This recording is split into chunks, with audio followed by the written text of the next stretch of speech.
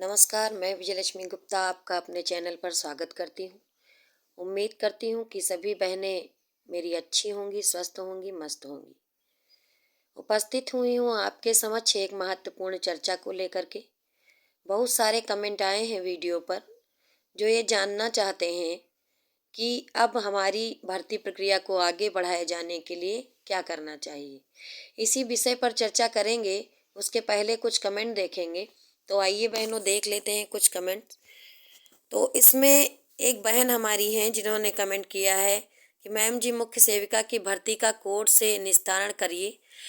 Ma'am, कोई जानकारी दीजिए, सहयोग करिए, आपको जानकारी है, आप कुछ कर सकती हैं। बिल्कुल डियर, आप ही नहीं, हम सब कुछ कर सकते हैं, क्योंकि अकेला व्यक्ति कोई कुछ नहीं कर सकता है।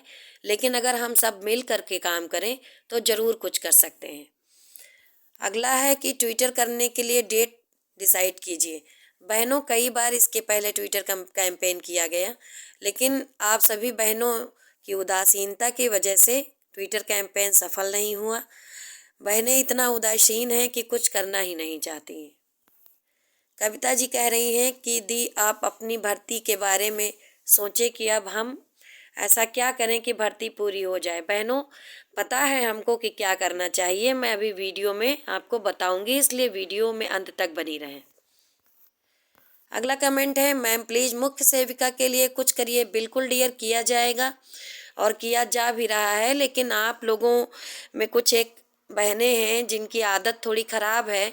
कोई भी चीज़ करते हैं तो उसको गोपनीय नहीं रखती हैं, तुरंत फैला देती हैं। अलग अलग छोटे छोटे ग्रुप बनाई हुई हैं, जहाँ पर अगर कोई भी योजना बनाई जाती है तो वहाँ जा कर के चर्चा करती हैं। योजना लीक हो जाती है और असफल हो जाती है। प्लीज़ मैम, हम लोग लड़कियां हैं, बिल्कुल हम जानते हैं कि आप सब लड़कियां हैं। बहुत सारी मुसीबतों से आप लोगों ने पढ़ाई की है, और जब भी आप धरने में आना चाहती हैं या ट्विटर कैंपेन करना चाहती हैं तो घर और बाहर दोनों संभालने के चक्कर में अपना पूरा एफर्ट नहीं लगा पाती हैं। मैम, हमारा मुख्य सेविका का भी कुछ करिए। बिल्कुल किया जाएगा और किया जा भी रहा है। रही बात जनता दरबार जाने की, तो कुछ बहनें हमारी हैं जो सामने आई हैं और जनता दरबार इसके पहले गई भी हैं और फिर भी जाएंगी।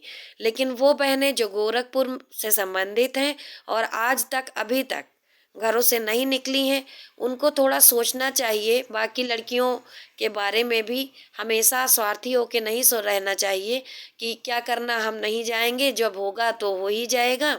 लेकिन वो कम से कम दूसरी बहनों की परेशानियों को देखते हुए सहयोग करने के लिए आगे आएं। अगला कमेंट हमारा है, ये रो रही हैं तो बेटा, रोने से कुछ नहीं होगा। जब आप अपनी सहायता करेंगे तो ही आपकी कोई सहायता कर सकता है। सेम कमेंट है कि कुछ करिए, कुछ किया जाएगा। मैम प्लीज़ मुख्य सेविका के लिए कुछ करिए, ये भी वही कह रही हैं। देखिए, ये मुंबई में रहती हैं।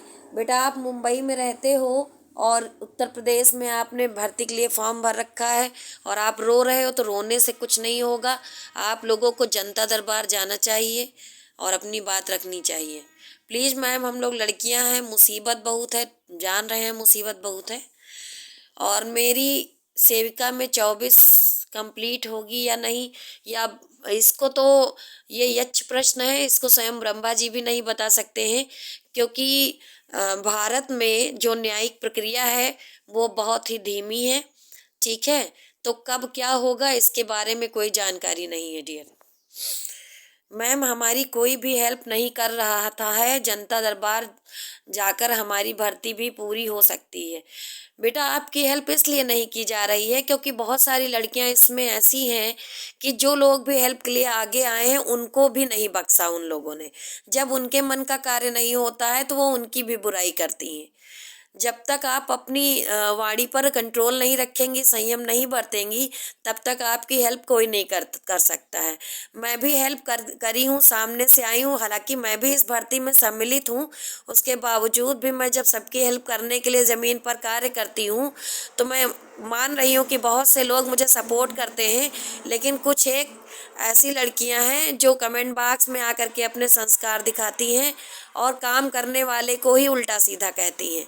खुद तो कहीं नहीं जाती हैं, लेकिन कहती हैं कि आपने ऐसा क्यों नहीं किया, आपने वैसा क्यों नहीं किया, और वो भी घर में बैठ के केवल कमेंटबाजी करती हैं।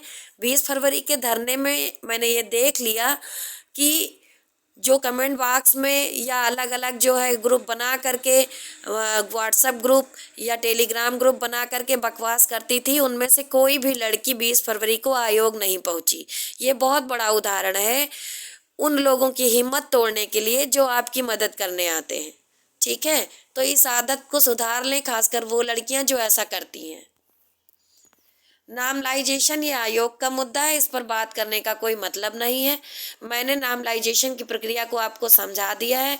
मेरा कोई ये कहना नहीं है कि आप नामलाइजेशन को लेकर के परेशान रहिए, परेशान ना रहें, इसीलिए मैंने वीडियो बनाई थी कि आप लोग जान लें कि नामलाइजेशन होता क्या है। ठीक है, इसमें कुछ लोग थर्ड पार्टी बनने की बातें कर रहे हैं, तो बिल्कुल डियर, मैं किसी के विरोध में नहीं हूँ। जिसको जो समझ में आए वो कर सकता है, लेकिन जो सच्चाई है वो मैं आज यहाँ बात करने के लिए आई हूँ। तो यहीं पर मैं अपने कमेंट पढ़ना बंद करती हूँ और मेन मुद्दा जो है उस पर आकर के बातचीत करना चाहूँगी। उम्मीद है कि सभी लोग लास्ट तक वीडियो देखेंगे तो ही सच क्या है वो जान पाएंगे। अब मैं चर्चा करूँगी कि हमें करना क्या चाहिए। देखिए, 20 फरवरी को जब मैं आयोग गई, सचिव सर से बात हुई, सभी लड़कियों ने बात की। ऐसा नहीं है कि केवल मैंने ही बात की, क्योंकि मैं तो वहाँ पर गई थी। सचिव सर ने मुझे बोला कि आप ही नेता हो, बहुत नेतागिरी करती हो, तुमसे तो बाद में निपटेंगे। हालांकि सचिव सर ने ऐसा कोई गुस्से में नहीं बोला, बहुत ही प्यार से बोला और ये भी कहा कि चलो कोई बात नहीं, कम से कम कोई लड़की है जो नेतृत्व करके आप सबको बटोर के यहाँ पर लाई है। इसीलिए हम चुपचाप खड़े हो गए, क्योंकि मैं भी थोड़ा सा डर सी गई थी। ये कोई झूठ बात नहीं है, मैं भी इंसान हूँ और कोई इतना बड़ा अधिकारी अगर ऐसे मतलब बोले, भले प्यार से ही बोले, लेकिन डर तो लगता है, क्योंकि डर तो सबको लगता है और लगना भी चाहिए, क्योंकि हम लोग लड़कियां हैं। सचिव सर ने कोर्ट केस के बारे में कोई बात नहीं की थी। हमारे ही ग्रुप से कोई लड़की निकल करके बोली कि सर क्या हम थर्ड पार्टी बन सकते हैं, तो सचिव सर ने बोला कि आपको रोका किसने है, जाइए आप भी थर्ड पार्टी बन जाइए। जैसे अनीता सिंह के हित को जब प्रभावित किया गया या उसको लगा कि मेरे साथ अन्याय हो रहा है, तो वो थर्ड पार्टी बन गई। तो उसमें लड़कियां जो है बहुत खुश हो गई, उन्हें लगा कि थर्ड पार्टी बनना कोई बहुत अच्छी चीज़ होती है। लेकिन उनको न्यायिक प्रक्रिया के बारे में नहीं पता है कि थर्ड पार्टी बनने में बहुत सारा पैसा भी लगेगा और समय भी ज़्यादा लगेगा। और थर्ड पार्टी बनने का औचित्य ही क्या है। जब यूपी SSS बनाम अनीता सिंह है और उसमें जो ICDS विभाग और यूपी गवर्नमेंट को बनाया गया है प्रतिवादी पक्षकार, तो हम लोगों का उसमें क्या काम है। लेकिन जैसा कि आप लोग बनना चाह रहे हैं, तो ये मेरे व्यक्तिगत विचार हैं, मैं किसी को रोक नहीं रही हूँ। जिसको जो समझ में आए वो कर सकता है। बाद में लास्ट में जब ये वाली बात आई तो मैंने पूछा कि सचिव सर, हम लोग लड़कियां हैं, इतनी गरीब हैं, इतनी परेशान हैं, यहाँ तक आने के लिए ही जो है 120 रुपये, 70 रुपये, किसी ने 200 रुपये, किसी ने 500 रुपये खर्चा करके किराया लगाया है, तो यही अरेंज करने में इतना पैसा लग जाता है। हम लोग यहीं पर आ गए हैं, यही बड़ी बात है, केस कैसे लड़ेंगी। तो उन्होंने कहा किसने बोला है आपसे केस लड़ने के लिए, किसने बोला है आपको थर्ड पार्टी बनने के लिए, ये काम आपका नहीं है। और उन्होंने ये बताया कि पेट दर्द है तो आप नाक के डॉक्टर के पास नहीं जा सकती हैं। ये उन्होंने इस संदर्भ में बोला कि हमारे यूपी SSS से आपकी कोई भी भर्ती को फंसाया नहीं जा रहा है। आपका पूरा रिजल्ट तैयार है, जैसे ही कोर्ट से स्टे हटेगा हम आपका रिजल्ट तुरंत जारी कर देंगे। ठीक है, उन्होंने ऐसा आश्वासन दिया, लेकिन उन्होंने सही मार्गदर्शन करते हुए ये बताया कि आप हमारे पास आई हैं, आप हमारी बहन बेटियों की उम्र की हैं, मैं उम्र के उत्तरार्ध में चल रहा हूँ और मैं क्यों चाहूँगा कि हमारी बेटियों की परीक्षा लटकी रहे या हमारी बेटियों का परिणाम लटका रहे। तो मेरा ये मानना है, मेरा ये कहना है, जो सही निर्देशन है मैं वो आपको दे रहा हूँ। ये भर्ती कोर्ट में अटकी हुई है, अनीता सिंह का हित प्रभावित हो रहा है, उन्होंने इस पे स्टे लिया है और जब तक स्टे नहीं हटेगा तो ये भर्ती फंसी रहेगी। अब स्टे लगा क्यों हुआ है, हट क्यों नहीं रहा है, इसको सुन लीजिए। सचिव सर ने बोला कि पहली बात तो कई बार सुनवाई लगी, सुनवाई हुई नहीं, उसमें अलग अलग कारण थे, कभी वकील मौजूद नहीं थे, आउट ऑफ डिस्ट्रिक्ट थे, या कभी कुछ अन्य कारण रहे, ठीक है। लेकिन इस बार जो भर्ती 4 हफ्ते जो स्टे की प्रक्रिया लगी वो 4 हफ्ते के बाद ही, आपकी फिक्स डेट लगने के बाद ही मतलब आपकी सुनवाई की डेट आएगी। तो ये जो 4 हफ्ते दिए गए हैं ये आईसीडीएस विभाग को दिए गए हैं। आईसीडीएस विभाग से कोर्ट ने ये कहा है कि आप 126 पदों के बारे में कुछ कहिए, जिस पर जो है अनीता सिंह ने केस कर रखा है कि इसमें इस 2693 भर्ती में हम लोगों के यानी संविदा कर्मियों के 126 पद जोड़ दिए गए हैं, ऐसा अनीता सिंह पार्टी का कहना है, ठीक है। इसके संदर्भ में जब तक आईसीडीएस विभाग एफिडेविट नहीं लगाएगा, अपना पक्ष नहीं रखेगा, तब तक कोई सुनवाई नहीं होगी। यही 4 हफ्तों का समय आईसीडीएस विभाग को दिया गया है। जैसे ही आईसीडीएस विभाग अपना पक्ष रख देगा, आपकी अगली सुनवाई की डेट लगेगी और उस अगली सुनवाई की डेट में हो सकता है कि स्टे हट जाए। अगर नहीं हटेगा तो कुछ समय अगली पार्टी यानी कि अनीता सिंह मांग सकती है कि इस एफिडेविट के अगेंस्ट मैं कोई डॉक्यूमेंट प्रस्तुत करना चाहती हूँ, तो हो सकता है फिर 2-3 हफ्ते या महीनों का समय लग जाए, उसके बाद सुनवाई हो। तो जो मेन मुद्दा ये है, यानी कि भर्ती हमारी फंसी कहाँ पर है, इसको समझिए। भर्ती हमारी यूपी ट्रिपल एससी से नहीं फंसी है, भर्ती हमारी आईसीडीएस विभाग, जहाँ से हम लोगों को नौकरी मिलनी है, जहाँ पर हम लोग कर्मचारी बनेंगे, वही लोग, उन्हीं लोगों ने अधियाचन करके यूपी ट्रिपल एससी को पद दिए कि आप इस पे भर्ती निकालिए और भर्ती कराइए, ठीक है। यूपी ट्रिपल एससी भर्ती कराने वाली संस्था है। यूपी ट्रिपल एससी का काम ये डिसाइड करना नहीं है कि इसमें कौन से पद किसके हैं, ये डिसाइड करना कार्य आईसीडीएस विभाग का है। कोर्ट ने भी यही कहा है कि आईसीडीएस विभाग अपना पक्ष रख दे कि 126 पदों का क्या करना है। जब ये चीज़ क्लियर हो जाएगी तभी कोर्ट न्याय कर पाएगा। अब रही बात हम लोगों का उसमें क्या कार्य है, तो हम लोगों का कार्य इतना है कि हम लोग आईसीडीएस विभाग के अधिकारियों से मिलने का प्रयास करें। तो ये प्रयास सिर्फ लखनऊ की लड़कियां ही कर सकती हैं। लखनऊ की लड़कियों को चाहिए कि वो पर डे आईसीडीएस विभाग जा करके अधिकारियों से मिलने का प्रयास करें और उनसे मिल करके अपनी बात रखें कि श्रीमान जी, आप लोग अपना पक्ष कोर्ट में समय से रख दें, जिससे भर्ती प्रक्रिया आगे बढ़ सके। दूसरा जो सबसे बढ़िया और बेहतरीन प्रयास है, क्योंकि आपके कहने से हो सकता है आईसीडीएस के अधिकारी ना माने और अपना कार्य लापरवाही से करें, तो आप लोग जनता दरबार, ठीक है, आप सभी लोग, सभी जिलों की लड़कियों को चाहिए कि वो गोरखपुर जनता दरबार जब भी लगे वहां पर पहुंच करके मुख्यमंत्री जी से मिल करके अपनी परेशानी, अपनी समस्या रखें कि आईसीडीएस विभाग अपना पक्ष कोर्ट में नहीं रख रहा है, इसके वजह से कार्य आगे नहीं बढ़ रहा है।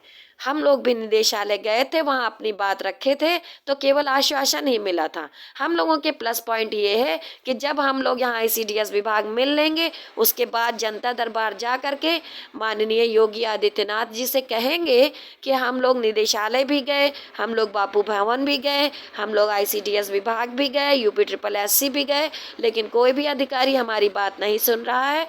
तो मुझे पूरा विश्वास है कि माननीय मुख्यमंत्री जी हमारी समस्या का समाधान अवश्य करवाएंगे, क्योंकि वो उत्तर प्रदेश के मुखिया हैं। वो किसी भी विभाग में फ़ोन करके ये कह सकते हैं कि आप लोग अपना काम क्यों नहीं कर रहे हैं, क्यों लापरवाही कर रहे हैं।